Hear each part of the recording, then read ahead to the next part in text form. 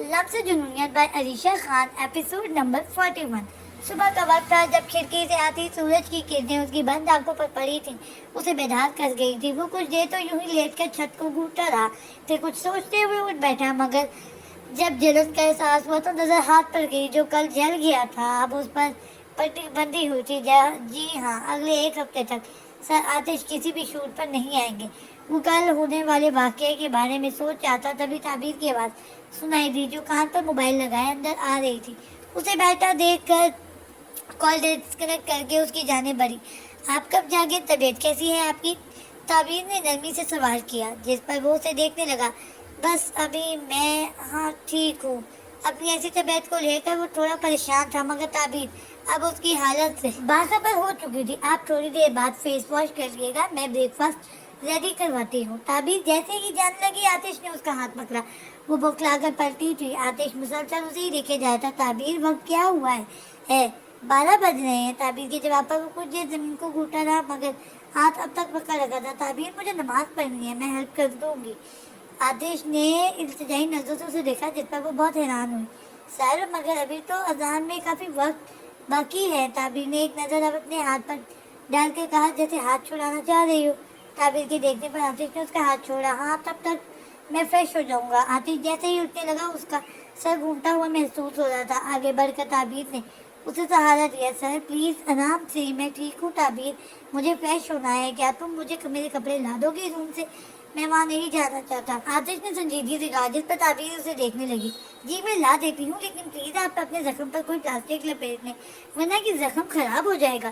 ताबीर की बात पर उसने इस बात पे सही लाया। ताबीर उसे हाथ बात के बाहर छोड़कर रूम से चली गई थी। पहले तो उसने शावर लिया, फिर ब्रश किया, और अब उसने अपना वजूद काफी हल्का फुल्का महसूस हो रहा था। शावर लेने के बाद उसने ब्रेकफास्ट किया। ताबीर ने उसे डॉक्टर की लिखी हुई दवाइयाँ दी। अब वो अपने रूम में आराम कर रहा था, जब उसे फिर से अपने पास वही शराब की बू महसूस हुई। वो हड़बड़ा कर उठ बैठा। जोहर की आवाज़ का वक्त अजान लिखना था, यहाँ पे आवाज़ लिखा का वक्त हो चुका था। वो वजू करके जहनमाज पर आ खड़ा हुआ। ताबीर जब उसके रूम में आई तो उसे नमाज पढ़ता देखकर काफ़ी खुश हुई थी, और खुद भी नमाज अदा करने की नीयत से अपने कमरे में चली गई थी। आतिश नमाज के दौरान अपने अंदर एक अजीब किस्म का सुकून उतरता महसूस कर रहा था, जैसे उसके जिस्म में के साथ साथ उसकी रूह भी पाक हो रही हो। अब उसने दुआ के लिए हाथ उठाए थे। ऐ मेरे रब, मैं बहुत गुनहगार हूँ। मैं न जाने कितने सालों से हराम अपने जिस्म में उतारता आ रहा हूँ। मुझे नफरत हो रही है अपने वजूद से। अब तक जितना हराम मैं अपने पेट में भरता आ रहा हूँ, वो अब मेरे सीने में एक भारी बोझ की तरह महसूस हो रहा है। क्या मुझे इस बोझ से आज़ादी नहीं मिल सकती? वो अपने रब के हुजूर हाथ उठाए दुआ करने लगा। उसे वाकई अपने सीने पर एक अजीब सा बोझ महसूस हो रहा था, जैसे दूर करने के लिए नमाज पढ़ना जरूरी हो गई थी। क्या मेरी दुआ कबूल हो सकती है? माना कि मैं ताबीर जितना पाक नहीं हूँ, लेकिन मैं नादिम हूँ। अपने किए पर अपने किए पर मैं नादिम हूँ। मेरी गलत आदतों ने मुझे कैद कर रखा है। मुझे इस कैद से रिहाई चाहिए। क्या मुझे इस कैद से आज़ादी मिल सकती है? मैंने अब तक सिर्फ सुकून चाहा है, मगर आज आज़ादी मांग रहा हूँ। क्या मेरी ये दुआ कबूल हो जाएगी? वो कशिश नीली आंखों से बहते आंसू चेहरे को तर कर चुके थे। वजूद की कपकपाहट का शिकार था, और वो अपने लरजते लबों के साथ फरियाद कर रहा था। आज वो पूरी तरह से अपने रब से राब्ते की कोशिश कर रहा था। शायद उसे जवाब मिल जाए, शायद उसे सुकून मिल जाए, शायद उसे अपने गुनाहों से आज़ादी मिल जाए। तमाम दुआएं करने के बाद वो बेड पर नींदराज हुआ, क्योंकि हालत अब भी नासाज थी। तभी चकराते सर के साथ वो आंखें मूंद गया। Scene change. डैड, आप ऑफिस नहीं गए? खैरियत? वो जो आज ऑफिस ना जाने का इरादा रखती थी, कासिम साहब को मजे से सोफे पर विराजमान देखकर उनके पास आ बैठी। वो टीवी से नजरें हटाए उसे देखने लगे। नहीं, आज मैं ऑफिस नहीं जा रहा। उनका मूड काफी खुशगवार लग रहा था, जिस पर आयजा ने उन्हें आंखें छोटी करते हुए देखा। क्यों, खैरियत? क्या आज कोई खास बात है? आयजा के पूछने पर उन्होंने टीवी ऑफ किया, उसकी जानिब मुतवज्जो हुए। हाँ भैया, इर्तिजा की कॉल आई थी, कह रहा था शादी की तैयारी शुरू करें। 2 महीने से भी कम वक्त रह गया है, और इतने सारे काम बाकी है। वो पुरजोश अंदाज में कहते हुए मुस्कुराने लगे, मगर कुछ पल के लिए आयजल का चेहरा मुरझा सा गया था। उसे अपना आप किसी गहरे समुद्र में डूबता हुआ महसूस हो रहा था। आयजल, मैं कह रहा था, तुम ऑफिस के काम छोड़ो, शादी की तैयारी शुरू करो। देखो बेटा, अब भी काफी वक्त पड़ा है। ابھی سے شادی کی ابھی سے تیاری کرنا شروع کرو گی تو ان 2 مہینوں میں کافی کچھ مکمل ہو جائے گا. پھر ابتدا جیسے ہی پاکستان آئے گا ہم شادی کر دیں گے. کاظم صاحب نے اسے خاموش دیکھ کر کہا تو وہ ہوش میں آئی اور اس بات میں سر ہلانے لگی. تبھی حلیم بھی وہاں آئی. ارے آؤ حلیم, ابھی میں یہی سوچا تھا کہ تم دونوں مل کر شادی کی تیاری شروع کر دو. کاظم صاحب کی بات پر حلیم آئزل کو دیکھنے لگی جو سر جھکائے بیٹھی تھی. بظاہر وہ نارمل دکھ رہی تھی مگر دل میں آج بھی اس کے بہت درد تھا. جی انکل آپ بے فکر رہیں, میں سب کر دوں گی, حلیم نے مسکراتے ہوئے کہا, جس پر وہ بھی مسکرائے. تبھی ان کا موبائل بجنے لگا. لو بھائی, بڑی لمبی عمر ہے میرے داماد کی, ابھی سوچ ہی رہا تھا کال آ گئی. اچھا میں بات کر کے آتا ہوں, تم دونوں بیٹھ کر شاپنگ کے بارے میں تھوڑا ڈسکس کر لو. کاظم صاحب اپنی بات مکمل کر کے وہاں سے چلے گئے. کیا ہو گیا آئزل, کیوں منہ لٹکائے بیٹھی ہو؟ آئزل کو چپ دیکھ کر حلیم نے اسے مخاطب کیا, جس پر وہ سنجیدگی سے اسے دیکھنے لگی. کچھ نہیں ہوا یار, کیا ہو گیا, بس سوچ رہی تھی کتنی جلدی شادی قریب آ گئی, پتہ بھی نہیں چلا نا.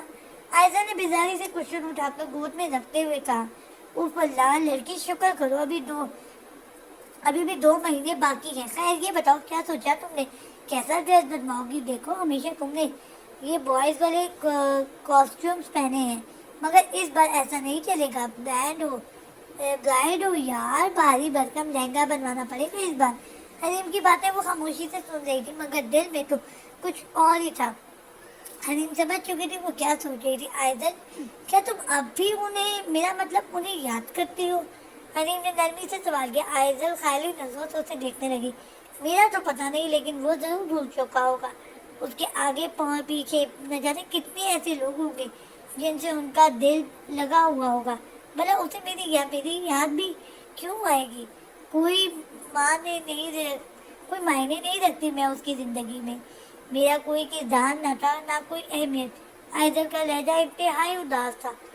حلیم اس کا دکھ محسوس کر کے خود بھی اداس ہو چکی تھی مگر اس وقت اسے آئزل کو سنبھالنا تھا نہ کہ خود منہ لٹکا لینا تھا. آئزل میرا دل کہتا ہے آگے سب کچھ ٹھیک ہو جائے گا. تم اللہ پر بھروسہ رکھو یار, اور اب یہ منہ ٹھیک کرو اور اپنا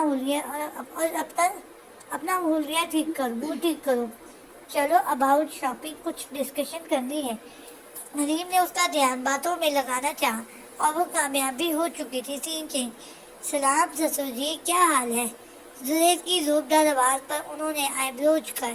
تم سے تو تمیز سے سلام دعا کی توقع کوئی رکھے ہی نہ. کاظم صاحب کی بات پر زریز نے ایک زوردار کہکا لگایا جس پر کاظم صاحب کے چہرے کے تاثرات مزید سخت ہوئے. ارے سسر جی, بھلا اتنی بے وجہ توقع کیوں لگائے بیٹھے ہیں؟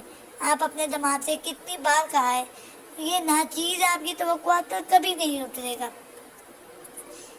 زید نے اپنے مخصوص انداز میں کہا جس پر کاظم صاحب کے چہرے کے تاثرات مزید بگڑے. خیر بتاؤ کیسے یاد کیا؟ کاظم صاحب نے سر جھٹکتے ہوئے پوچھا تو زید بھی سنجیدہ ہوا. کہنا یہ تھا کچھ وقت کے لیے آپ کا دماغ آؤٹ آف کنٹری جا رہا ہے. ہو سکتا ہے میرے جانے کے بعد وجاہت دنانے صاحب پاکستان آ جائے تو یاد رہے انہیں اس بارے میں کچھ بھی پتہ نہیں چلنا چاہیے. میں نہیں چاہتا کہ وہ بے جا اپنا حق جتانے آ جائے. زریز کی بات پر کاظم صاحب نے آئیبرو کا زاویہ بتایا. تو کیا مطلب, تم چاہتے ہو اتنا کچھ ہونے کے بعد بھی میں وجیح کو اس کی بیٹی سے دور رکھوں؟ زریز کس بات کی سزا دے رہے ہو اپنے باپ کو؟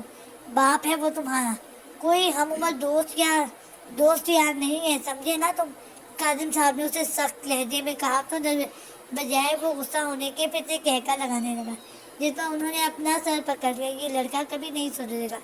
وہ تعصب سے کہہ کر لان میں رکھی کرسی پر بیٹھ گئے جبکہ دوسری طرف اب تک کہکا سنائی دے رہے تھے. ویسے تمہارے آؤٹ آف کنٹری جانے کا حلیم کو علم ہے یا اسے بھی علم نہیں پتا؟ کاظم صاحب کے پوچھنے پر اس کا کہکا بند ہوا. اسے فی الحال نہیں پتا مگر میں جانے سے پہلے ملوں گا اس سے بھی. اور وہ کہتے رکا دماغ ٹھیک ہے تمہارا, وہ جان سے مار دے گی تمہیں اگر اس کے سامنے بھی آئے تو.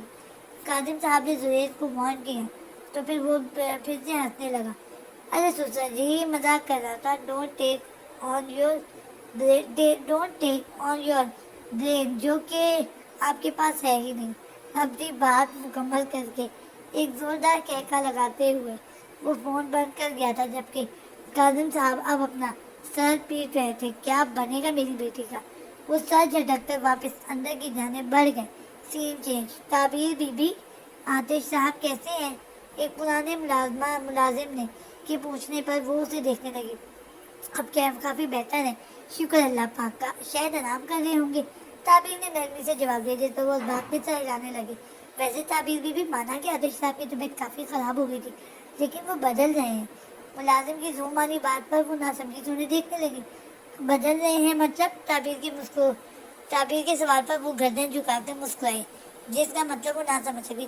जब से आप आएंगे ना ताबीर बीबी, हमारे आतिश साहब धीरे धीरे करके बदल रहे हैं। वो अब नमाज पढ़ने लगे हैं, और आप जानती हैं उन्होंने ना सिर्फ अपने कमरे से बल्कि अपने इस पूरे घर से शराब की बोतलें निकाल कर कूड़े में फेंक देने का हुक्म दिया है। वो बेहतरी की जानिब आ रहे हैं। जिस पुरजोश अंदाज में वो ये बात बता रहे थे, उनके चेहरे पर बिखरी मुस्कुराहट।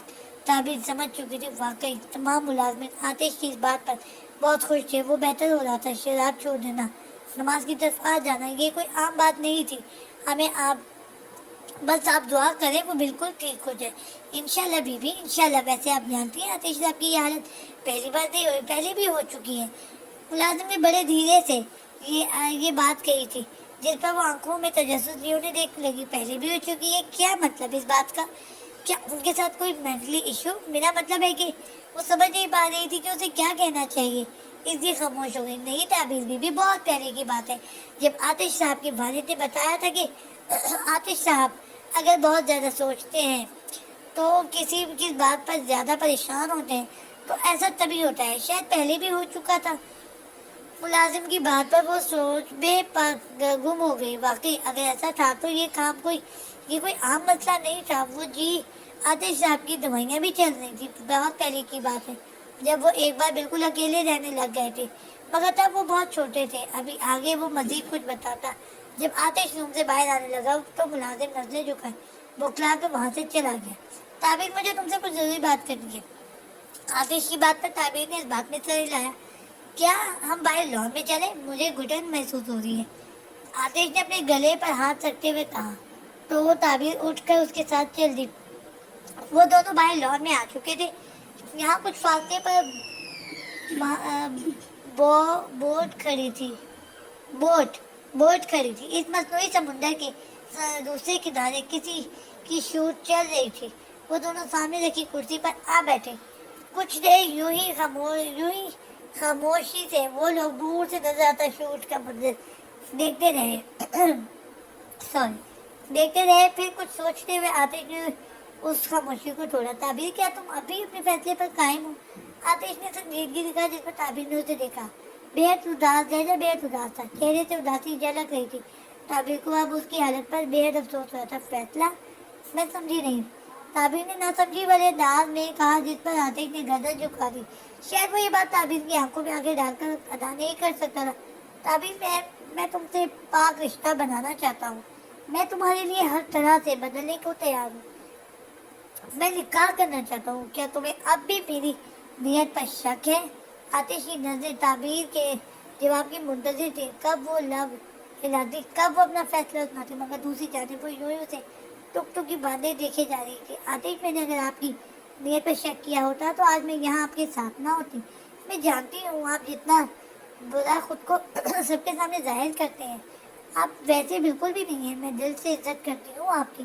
ताबीर ने आखिरी वाले लफ्जों पर नजर झुका रही थी। तब आतिश की नजर भरकर उसे देखा। तो जब तुम मेरे दिल से इज्जत करती हो, कहो ना अपने इस दिल से, अपना ले मुझे, थोड़ी जगह दे मुझे। मैं बदलना चाहता हूँ ताबीर।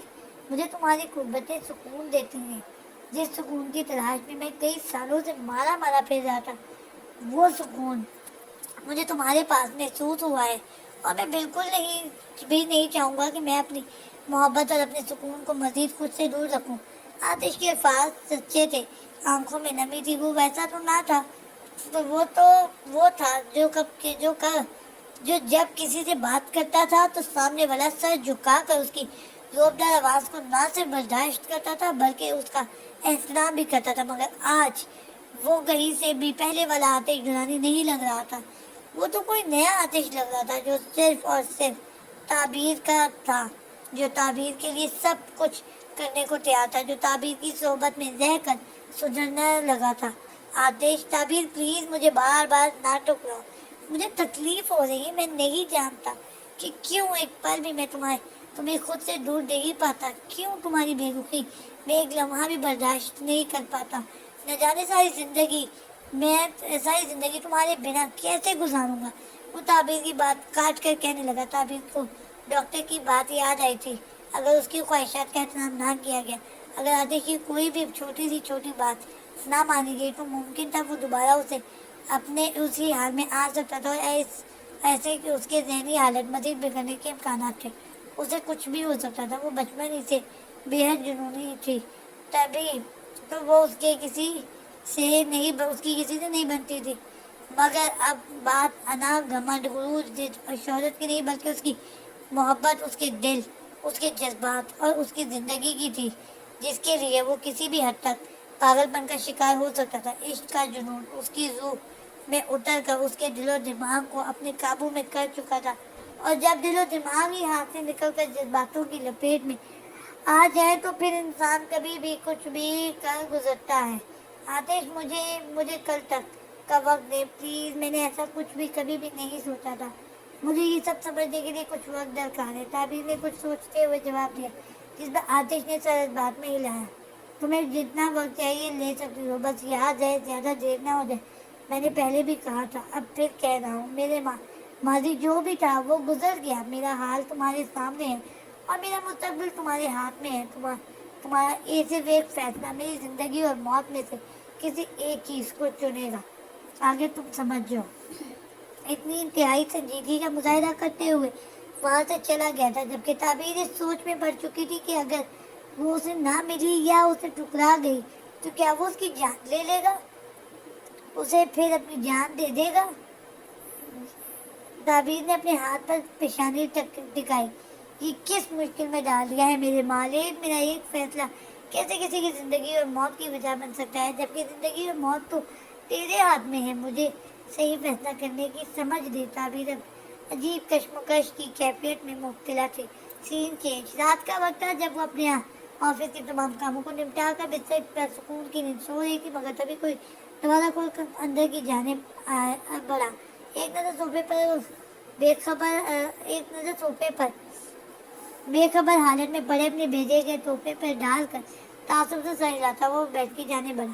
باہر کھڑکی سے آتی چاند کی چاندنی اس اندھیرے کمرے میں سوتی اس خوبصورت لڑکی کے وجود پر پڑ رہی تھی۔ زریز دبے پاؤں اس کے سرہانے آ بیٹھا، مگر وہ اس قدر گہری نیند میں سو چکی تھی کہ اپنے ماتھے پر لمس تک کو محسوس نہ کر سکی۔ وہ اس کی پیشانی کو چومتا ہوا رخساروں پر آ ٹھہرا، مدھم سی چاندنی میں اس ابصرا کا حسین سراپا اسے مزید گستاخیاں کرنے پر اکسا رہا تھا۔